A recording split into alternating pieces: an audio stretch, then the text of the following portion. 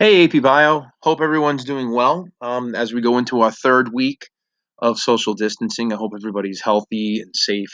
Um, we wanted to just go over the homework answers with you guys since we collected the homework a while back and went over it. So these are the answers. We're just going to speak through a couple of these real quick. So for question one, um, you can see the Punnett Square that we came up with. And the correct answer is 50% of the males because it was asking about what proportion of the male offspring should have vermilion eyes. And so it was 7 points for this. You get 6 points for the Punnett Square, and then a point for the correct answer. So here's our males right here. Here they are, and you can see that half of the males, 50%, have vermilion eyes. When we go on to question two, excuse me, we see again another sex-linked trait, and this one was asking the feather patterns and sex of the offspring. So for males, we know that half the males are barred, half are non-barred. And for the females, half of them are barred and half of them are non-barred. Okay? So there's your answer to two. Number three, under what circumstances is it possible for a colorblind father to have a colorblind son? Mom's either has to be a carrier or she's got to be colorblind. Right? Mom has to have at least one colorblind trait on her X chromosome in order for a son to inherit it. Okay, number four, with the cats, this is how this one looks. And again, you can see it's sex-linked, so you need to use your X and Y chromosomes. And this gives you a 1-to-1-to-1-to-1 ratio for both, okay, for all the colors. So you get one black female, one black male, you get a yellow male, and you get a tortoiseshell female, okay, with an X, B, and a Y because of this X chromosome with a B allele and this X chromosome with a Y allele, okay?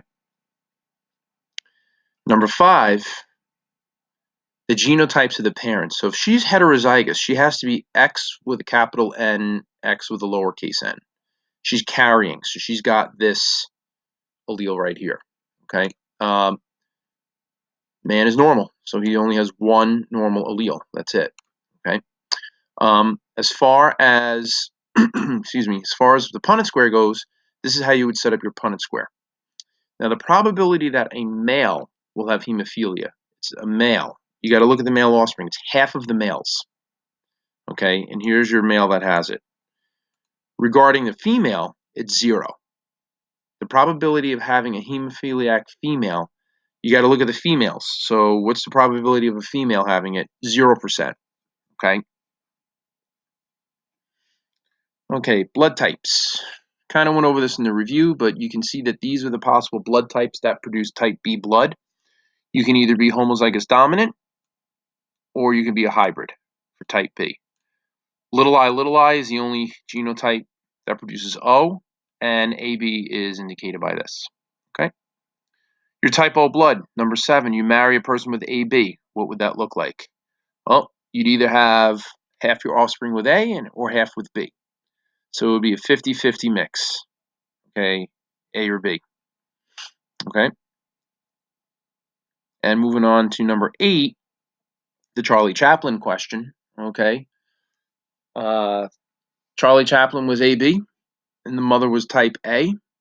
So the judge ruled in favor of the mother and ordered him to pay child support, but obviously the judge was not very good at his Mendelian genetics because it is impossible for a person with type AB blood to have a child with type O. He can only pass on an A or a B allele.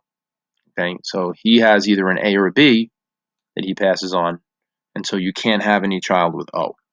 Okay, 2 unlinked loci.